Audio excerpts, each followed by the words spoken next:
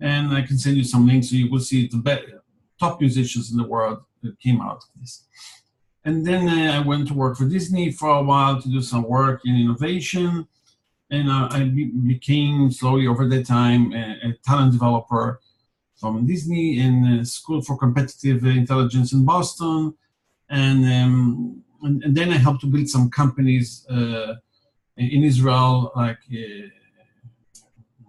technology companies, small companies, big companies. I did work for Microsoft and HP and other companies in training and development area, coaching, consulting, training. And this is basically the work that I've done. During those years, I also made research that was based on my work in a couple of schools. First was a high school for performing arts in Israel, one of the best probably in the world, when I created the whole methodology to raise those 3,000 jazz musicians. And then I started to make research on how talent is being developed in human. And during that research, which I spent in it 18 years, I wrote a methodology based on it. Just for you to know, I created more than 180 methodologies in my life. Most of them, it takes between 3 to 6 months to write. This one, the talent development one, took more than 18 years because I kind of was trying to take what is being called the gift of God into the hands of scientific work. And I was able to find a universal language to develop multi-talents, which means for every field. So this was this kind of the second part of my life. I built a school for entrepreneurs and a school for career development. Some people became executives in Microsoft and other companies. And I built a school for business relationship and a school for entrepreneurs in Israel. I worked with a couple of Israeli startups. Most of them became successful, not all of them. And I did coaching for executives and for regular people. So this kind of, if I want to summarize hundreds of projects, it will be that story.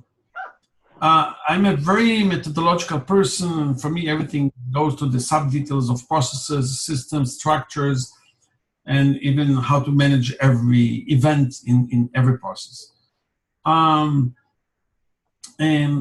after working on my methodology on talent development, I started to use it in different areas, in teamwork and stuff like that. And in the past year, because I've been working also on coaching processes, I've been working with world leaders and became friend of a lot of people that do have a lot of appreciation for my work, like Tony Robbins and other people the same. And like Tony Shea, people that really know what I'm doing from Zappos, right? And so during those years, and there are a couple of things that I found that the world is in a strong need. And it's all based on one thing, education. And it could be education of 6 years old or 16 years old or 60 years old. Because all of them need to be educated. Because we go through a massive change in technology, when it comes to disruptive innovation, 100 years ago, people invented 10 products per year, and today they create 100 per day. There's huge change in the market when Amazon is taking 80% of the market, the consumer market online. And Amazon is creating a new business model every 30 days, okay? And so something is happening, and it's very, very fast-moving. And in fast-moving markets, what you need is a fast-moving education system. It should be very precise, very clean, very accurate, measured, and so on.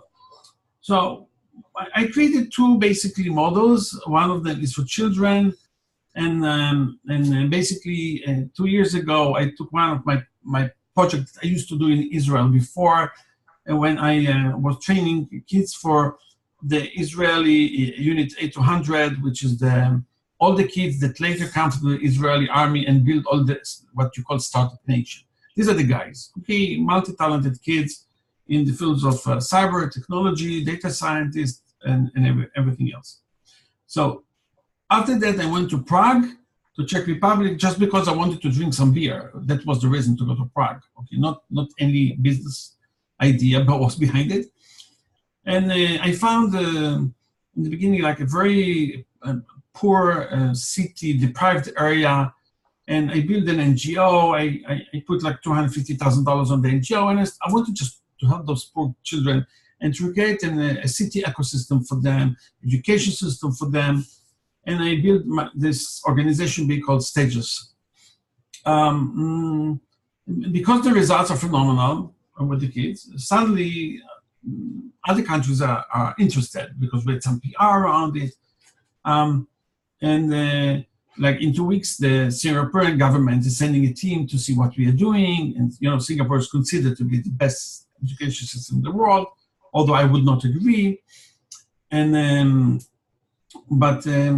now other countries are becoming very interested. And the reason they become interested, because there's no answer to education.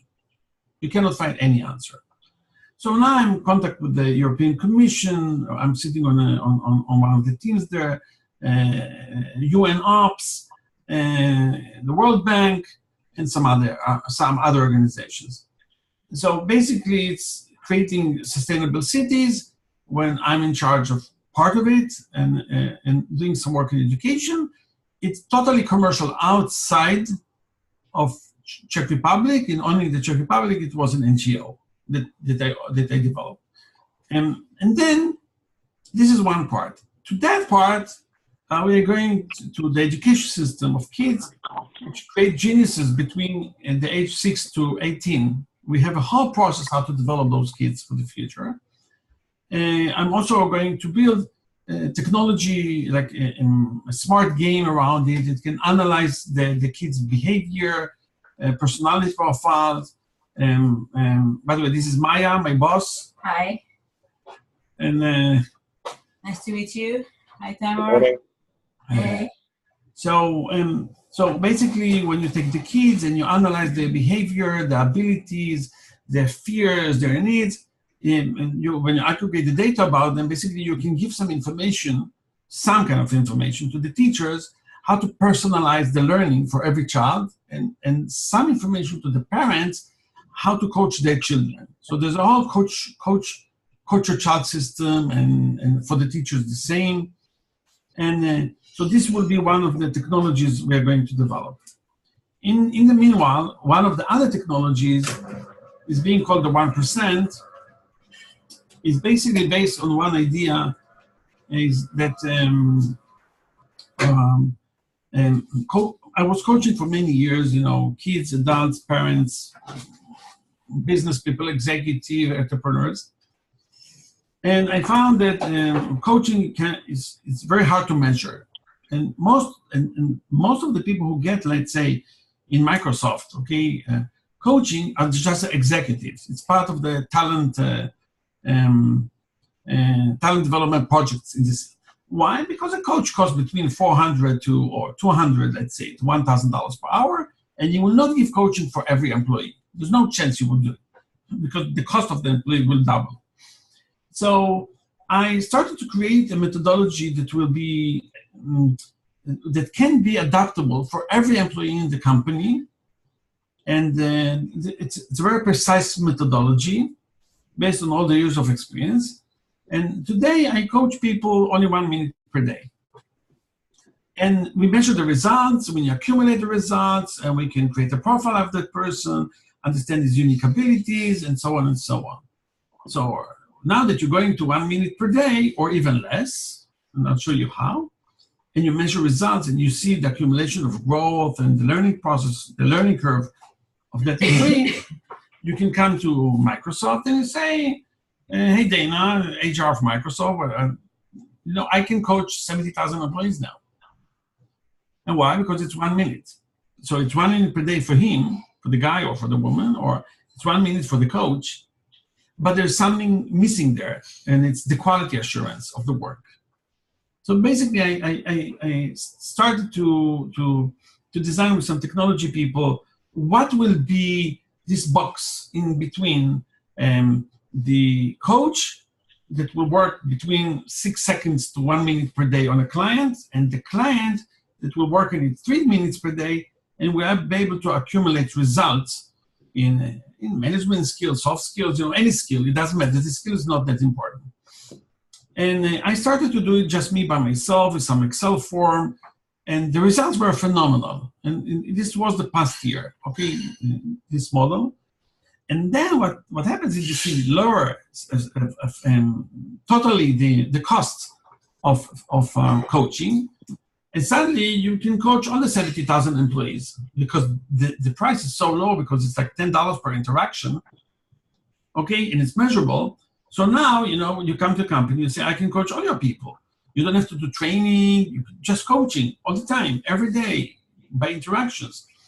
And so this is what I started to do, and building into it some smart technology that can learn, okay, the behavior of the coaches and the clients, and aggregate the data in some way that we have defined already, the whole process, the what you call AI process, or I would say machine learning process, basically, is to enable to not only to qualify the coach, which can be a guy who left the company at 45, he cannot find a job, but he's very knowledgeable, but it's for him to make more than $1,000 per hour.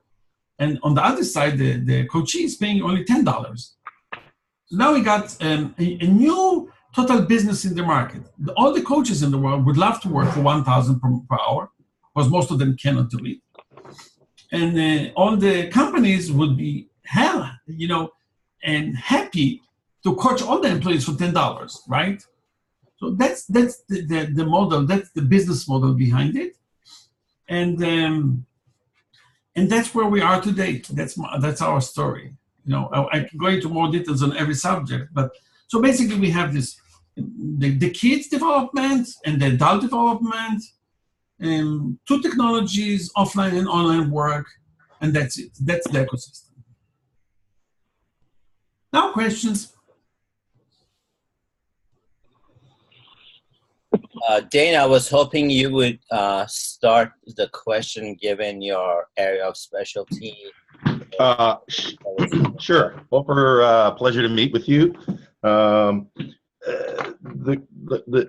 first thing that comes to my mind is it's more of a licensing model, I suppose, is what we would be looking at. I know that where my real experience is in the franchise model and the standard brick and mortar type facility.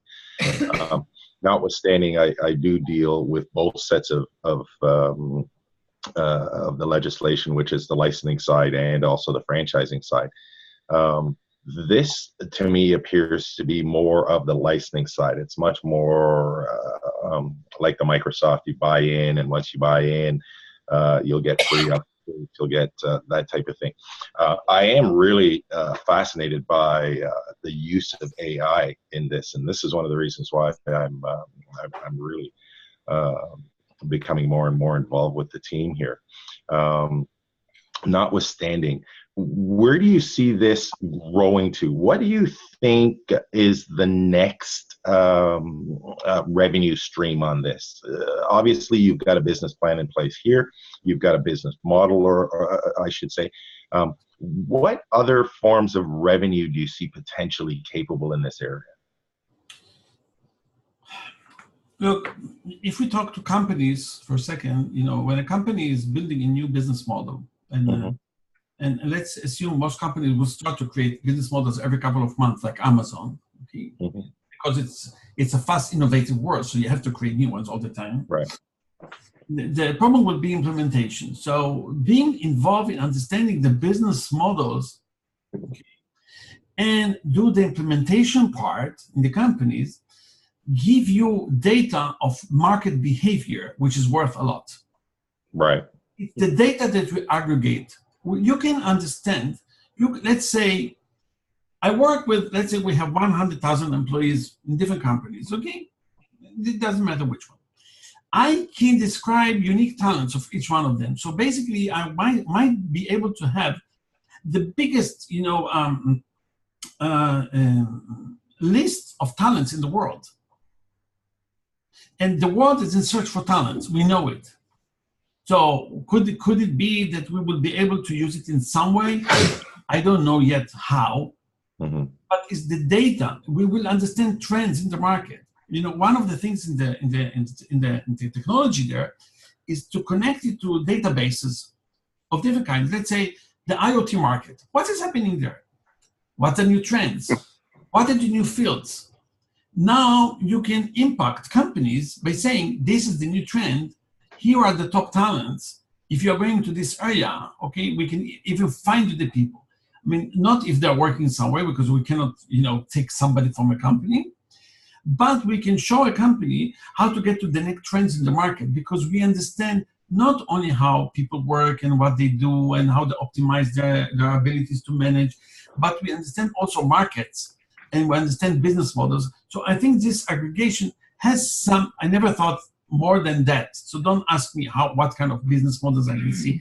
It's just that I can see that if I have all the data of the human side of talents and understand the needs in the business models out there in the world and the new markets, I think there's enough power in there to see more business models for this kind of company. But I can't tell you right now exactly how I see it. I can just, you know, imagine it.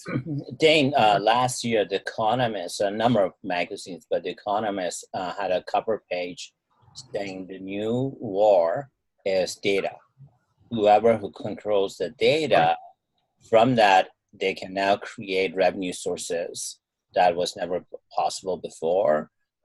So this is what he's trying to do here.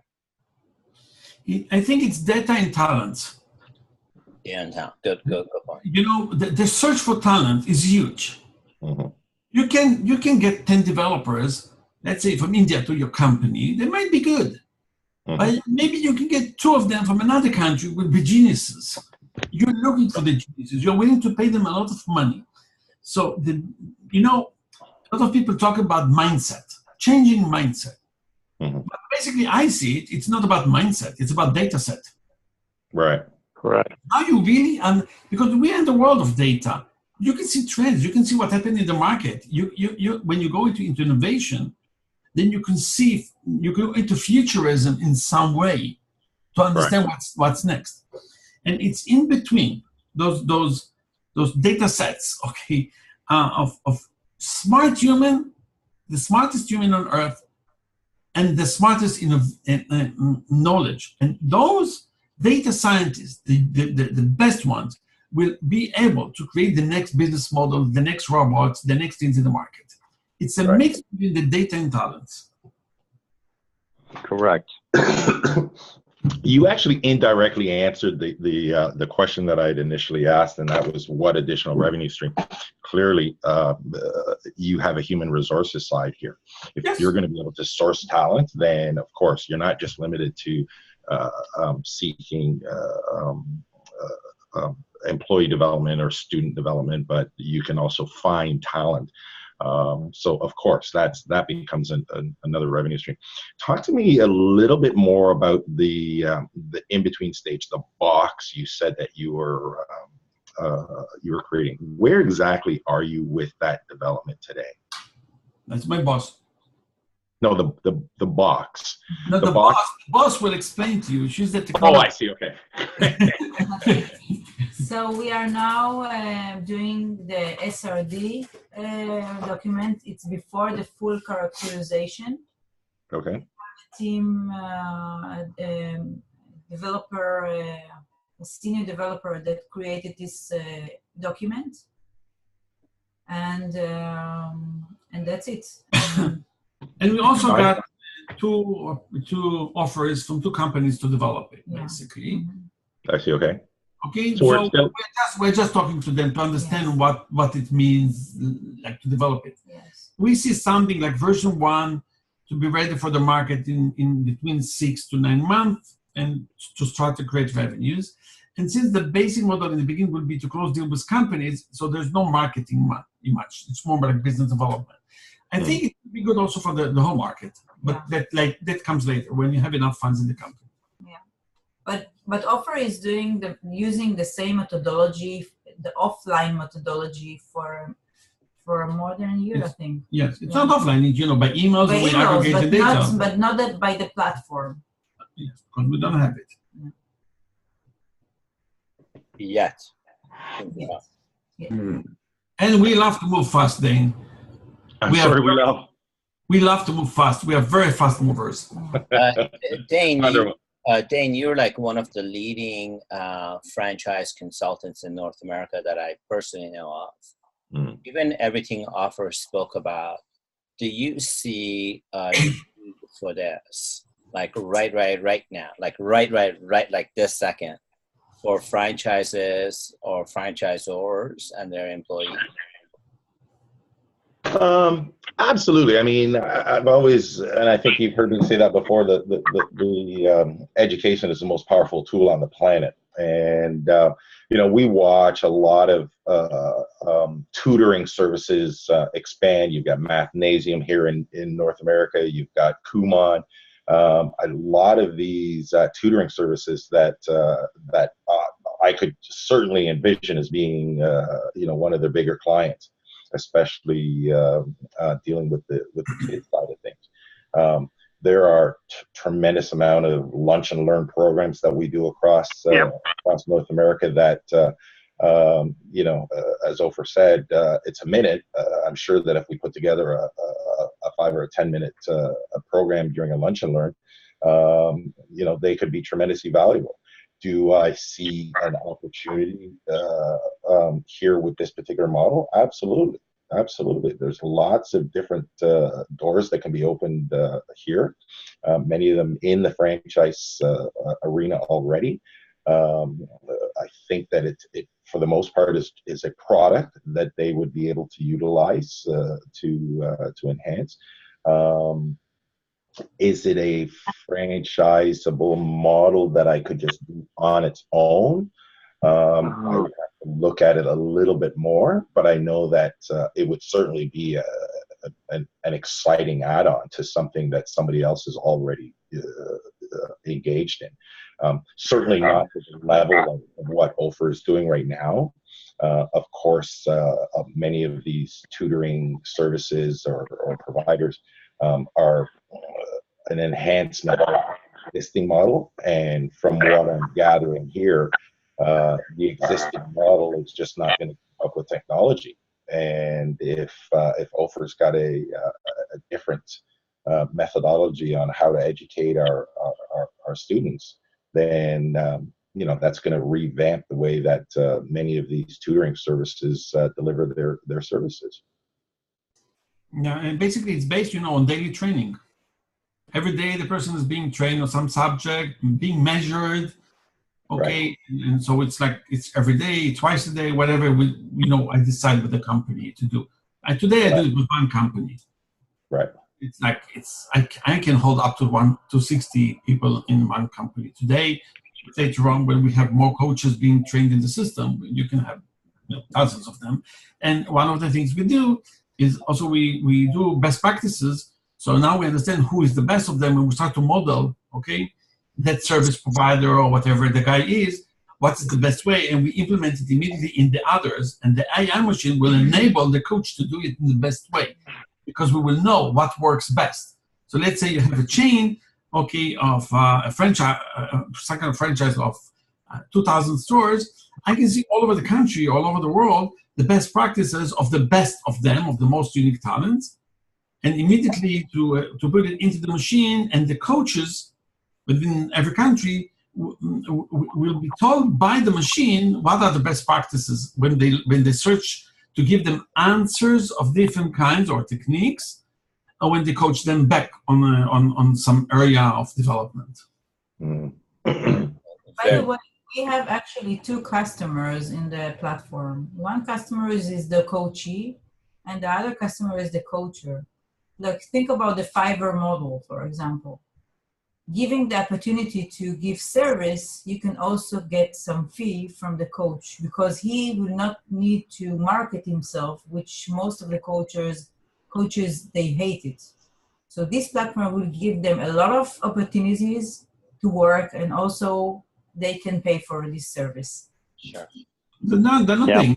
We take a cut of it. A fee, yeah. So if I go on a coach on my platform, let's assume the model will be 60-40, then the platform is getting 40%, the coach is getting 60%, he's still making more than $1,000 per hour, and your company for a couple of dollars is getting, coaching for 100 employees easily.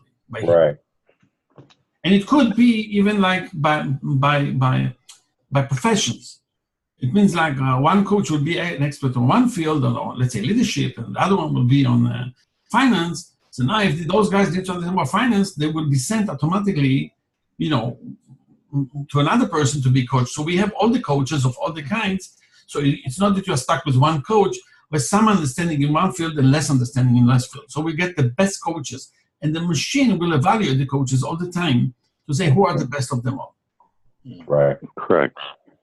So there's a quality assurance and talent development of coaches. To me, the other thing that is kind of interesting is, and you brought it up early, is the mere expansion of once you get into the AI aspect of it, just going into the IoT portion of it. The IoT portion of it, to me, is the end of it that is really, it's three letters that, when you talk to people about it, they just are absolutely mystified by how it's done, how it's used, and what are the results that come out of it. AI is, from my perspective, the challenge we have with AI is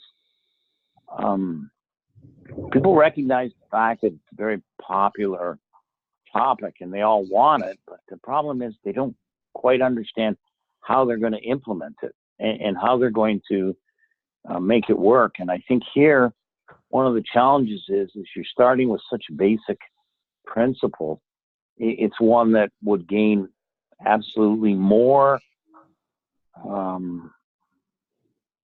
people's interest because it starts at a basic level, education. You're starting with education, and what is going to be the net benefit of improving the educational abilities of the people that are coming up. Once we start that particular conversation, I think then they're going to say, well, what else is there? And you're going to say, well, there's IoT, then we can get into blockchain, then we can get into machine learning, and all those other things. And I come from a very commercial aspect of it.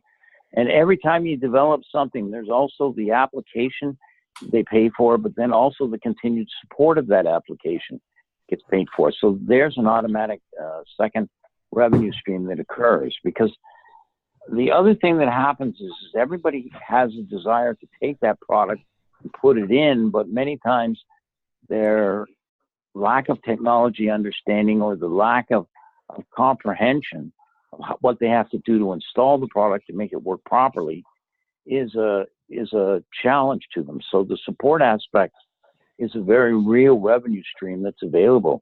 And the better you support the original, if you want to call them a franchisee or a license, the better reputation you gain in the marketplace. The marketplace is just dying for references on AI, and I think this is an aspect where you're going into a market where there's not a lot of competition, not a lot of people thinking about it, but it really is something that appeals to, I think, everybody's intrinsic values of what it's worth. And I see it there. Thank you. I totally agree with you. Totally agree with you. I can see it. Well, if there's two people on this call that should agree, it should be you and I. Yes, I know. Sai, any thoughts? Sai, wake up, Sai. Yeah, I'm here. I'm wide awake, guys. I think from the question that was being asked, how many different sources of revenues is there? As I was listening to the description of what this is, and being in the education side of the business of what we do, providing education to the public on how to invest correctly, both in real estate and other areas. I see probably 7 different ways that this can be monetized. Although the lady on the phone said that there was 2 sources of income, or at least 2 sources of users. There's actually, I see this at least 4 different users that could pay for the services that you're talking about. Although we just spoke for about 30 minutes or so, I listened for about 30 minutes or so. If we were to sit down and really spend some time together, I am sure that I can, based on my experiences, come back to you with several others. But right now, as it stands, I see 4 sources of users, and at least, minimally right now, 7 in my mind ways of monetizing what they're doing. So that's it for now. Awesome, thank you. Offer, what are you hearing and what do you see are next steps? I know you're coming to Toronto in December. Yes, we do. So definitely I'm going to follow up with Dane, Jeff, Sai, and so on and figure out a follow-up conversation to have. But is there anything you see here that we should do as a next step? I think if like on technical level, we can have like some kind of Google Doc that we can put some of our thoughts in there and work on it, until we set up a meeting and we talk about things, so we can elaborate and understand more, put more questions, put more answers, because we also have questions. And Dane, it's like I told you, I don't know exactly where it's going to be in 5 years, but I know that aggregation of this kind of data in the educational field of adults and kids can lead somewhere for sure, especially when you're connected to the business world.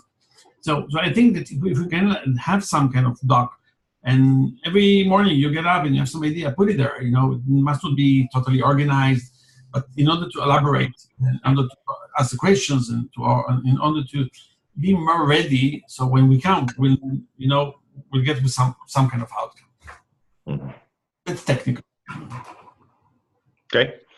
You mentioned there just a couple of minutes ago that you also have a few questions. What questions do you have for us as an example? Not so much on first. I will go first on his questions. Okay. So Dane, one reason that I invited you to this call with Offer was we were hoping to do a pilot with maybe 6 or 7 franchisors that have a minimum of 30 employees. Now, this would be a paid pilot. It's not a for free kind of thing. And I think I told you a little bit about this before a call. And so my question to you would be, who are the 6 or 7? On behalf of Offer, my question would be, who are the 6 or 7 franchisors that potentially we could talk to that we could get the ball rolling? Okay.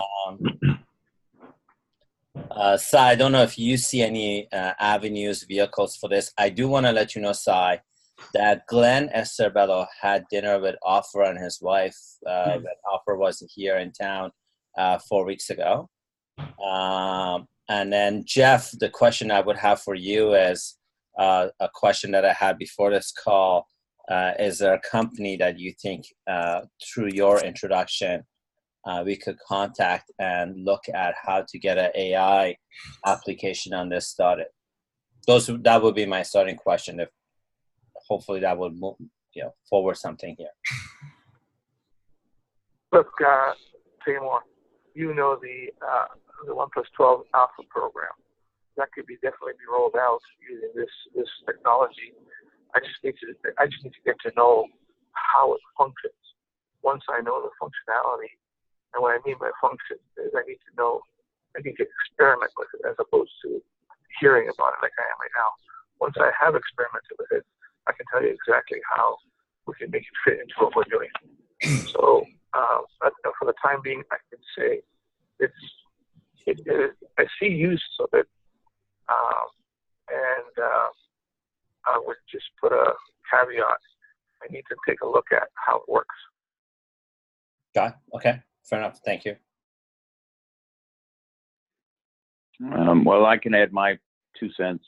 I probably have got 6 or 7 firms locally in Toronto that are all doing AI development that I can approach. What they're certainly this is much different than where they've been, but they're all entrepreneurs, and they're all in the business to make money by selling their skills. So I don't think that it would be a challenge to find someone to do it. I think in this particular case, it's going to take some time, because I think they're going to want to understand quite a bit of detail in order to do the development they need to. And, that always turns into a bit of an IP question, because Offer, I'm sure, has some thoughts that he wants to retain the IP too. And these guys were always in the market to try and find thoughts that they can create into their own IP. So I can get the introductions. It's a case of, putting together the proper technical and legal parameters around it. The world of artificial intelligence is growing so fast that there are so many people out there. Half of them out there are bandits, and the other half are, quality, legitimate companies. And the difference is separating the bandits from the good guys. Mm-hmm. Mm-hmm. Awesome. And that's just done through due diligence. So you take your time, you get, the proper due diligence, you get the proper legal paperwork, et cetera, et cetera. If nothing else, one of the things that I guess I bring to the table in kind of a unique way is the essence of non-disclosure agreements. We require very, very stringent non-disclosures, and so basically I would think for something like this that has the potential that this has, but also the uniqueness that it brings, it would require strong non-disclosure, because the potential is there, and that's what you want to protect, that you retain at all points in time. Mm-hmm. Yeah. I would echo that also. Being a franchise guy, this is your intellectual property. And I'm sure the guy that's going to echo that the strongest is Offer. Yeah, he certainly would need to do that. Yeah. The challenge to me is that as we go to do this, finding the proper means of implementation, because the challenge is that, and I see it every day in what we're trying to do commercially, is trying to sell AI is difficult. Everybody wants it, but they have no idea how they're going to implement it, how they're going to use it, and what it means to them. And I'm sort of questioning how we're going to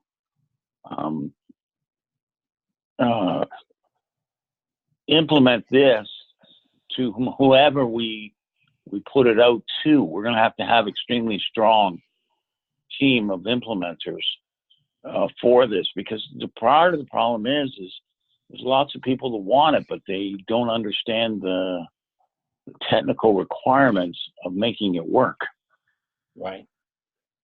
And the other thing too is you got to make sure that the people that you're going to put it out to have made the monetary investment to have the proper technology to support an AI concept and facility.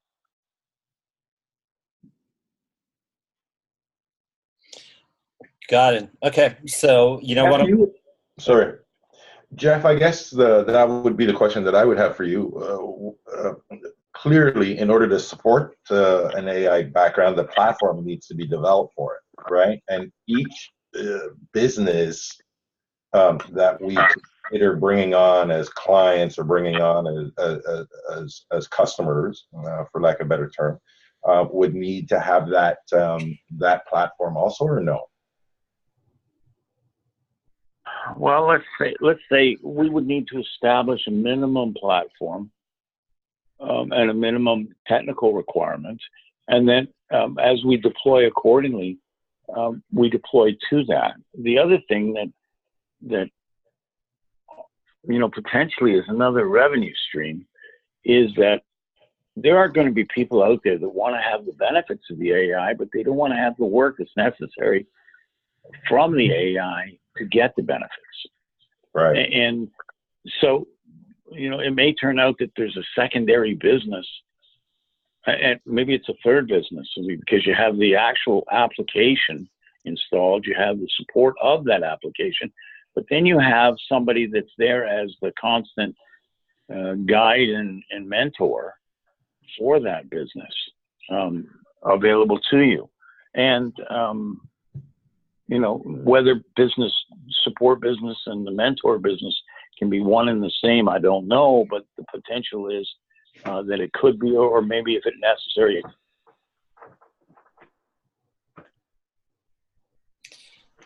Okay, great. So we're coming to the last 10 minutes of this conversation. Offer, before your trip to Toronto in December, I will circle back and put together some thoughts and the IP model. I'll work with Jeff to see how we can find a reputable, good, like a really good AI company. And I'm going to, and I talk to Dane almost every other day, so I'm going to hustle Dane to come up with 8 franchisors. I'm going to help them, okay? Go up and Okay. stuff, and then we're coming down. And I'm going to put Sky on mute. What? There we go. I don't know what happened. I got cut off.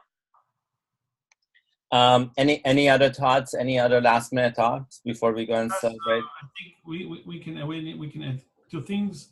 Basically, there was an AI expert designed already the basic requirements for us, how it's going to look. The concept, the general concept. It's the general concept of the machine was created by an AI expert from IBM. Okay, great. And then we had a team of people who are developers who worked on what they call SRD, which is, I don't know what it is, but it's kind of going more to the details, but not to the level of buttons yet. So we have all those requirements already in our hands. So yes. this for that part, technology. And also according to AI, we are preparing the last version of the SRD, which will contain the platform that will be needed in order to embed the AI in the second phase, after we will have enough information information from users. So we can also the AI will not be capable to work in the beginning because it will be an empty machine. So now you have to have let's say a coach or coaches on this side working with some companies, aggregating the data and learning, from my work and maybe some 2 or 3 more, okay, to try and to put into patterns, so the data can be released back to the coaches later on as best practices or whatever it's going to be. So for us, it's important not only to create the technology, it's to have enough information being gathered into the technologies for it to work. Sure. So you've got the architecture. You now need somebody to take the architecture, put it together, and you need to source a lot of data. Yes. Yeah, but data will be developed over time, and the more data you get, the better the product's going to work. exactly. As I can say, for first phase, we will create this stupid machine for let's say without the AI, but create the fundamentals for the AI, and AI will come as soon as we will have enough data to analyze it and to use it. Jeff, is this the type of project that maybe we should have multiple developers on as opposed to one? What's going through my mind is okay, guys, this is a great conversation to have, not on a holiday. You guys should. They're definitely going to have multiple developers. Yeah, you don't want everybody having all the information and all the, No, it never would be that way. Okay. There'll be there'll be multiple developers, and as I said before, the more data you can gather, the better the performance will be. So I can today I can work with 100, 200 clients, myself, to put like 2 hours a day, work with them and start to aggregate the data. I already have them, but not in the machine. Right. I might be copy and put it in the machine, but it still will not be a learning machine. The learning curve of the machine will start when we start to put everything in there, at least to see how I work with it, because there's also a coaching methodology that the coach must learn. It's very precise methodology. You okay? There's no play with it. It's not like, okay, let's talk about things. No, because it goes into the 1 minute per day. It has different processes and different forms that you have to follow. Right. So there's a methodology and technology at the same time. Okay. Okay. I'm interested. I would love to see what the next step is going to look like. But after you tell me the 7 clients you're going to bring to the table, no problem. We'll show you the next. Boy, that line keeps changing. It was 6, then it went to 8, now it's back to 7. guys, I mean, he's selling the time that I have to devote for this work. So don't listen to him. Listen to me. Ask me how much I can do. Right. Offer, how much can you do? You're 2 days behind on my coaching, just so you know. 2 days. I know. So he wants me to get 6,000 people, but I will never be able to do 4 hours per day. Right. So we have to consider how much I can, and I can because I'm very energetic and very focused and very fast. But that also has limits. Right. Yeah. Taimour, are you hoping that this pilot is going to occur before Ofer's visit to Toronto? I think what will be realistic is if you come up with 6 or 7 companies, I'm going to twist Sai's hand to put in one of his. And then what will be realistic is I connect with Jeff and he connects me with some amazing CEO who he has done before, who works on equity basis. I think, and then have the IP conversation or various versions of the IP conversation for offer set up, and then in December to have a dinner or lunch or something, Dane, at one of your favorite restaurants that you are a franchisor or connected to, kind of thing. I'll let you pick which cuisine you want. I just love and adore you, man. You're amazing. Okay. Well, if you don't see my lower part of my body, when you meet me, you will understand that I can eat everything as much as possible. Terrific. Okay, good. Coming to Toronto, you'll need that. It's 3 minutes to the hour for all you guys in North America who's celebrating Thanksgiving. I just want to say thank you for taking time out of your personal schedule on a holiday to be here on this invitation. It means a lot to me, so I really appreciate it. Offer, thanks so much for kind of dialing in with your boss, Maya, from Israel. And I appreciate it. I look forward to working with you guys. Okay, thanks, Dave. Thanks, everybody.